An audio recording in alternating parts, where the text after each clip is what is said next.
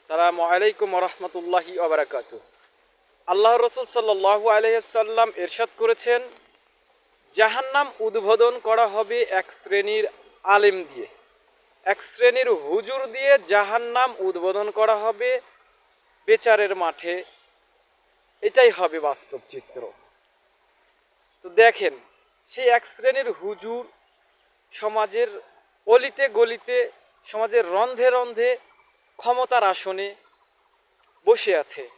তারা বুলি ছুটায় কোরআন থেকে, হাদিস থেকে, অথচ তাদের মধ্যেই দিনদারিতা নেই। তারাই শিরক বিদআতের সাথে লিপ্ত, তারাই হারামের সাথে লিপ্ত, তারাই বিভিন্ন ধরনের অপকাণ্ডে, অপতৎপরতায়, অপ ইসলাম প্রচারে তারা তৎপর। তারা বাপদাদাদের ধর্ম নিয়ে ব্যস্ত, তারা ব্যস্ত হচ্ছে বুজুর্গদের ধর্ম নিয়ে, তারা ব্যস্ত আছে সেই তাদের নফস নিয়ে, তাদের মাযহাব যেটা বলে, তাদের মতামত যেটা বলে সেটাকেই তারা দিন ধর্ম হিসেবে গ্রহণ করে নিয়েছে। অথচ আল্লাহ ও রসুলের কথা ব্যতীত সব কিছুই দিনের বহির্ভূত বিষয়।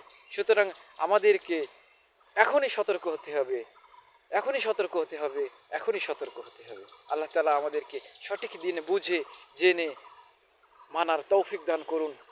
আমিন।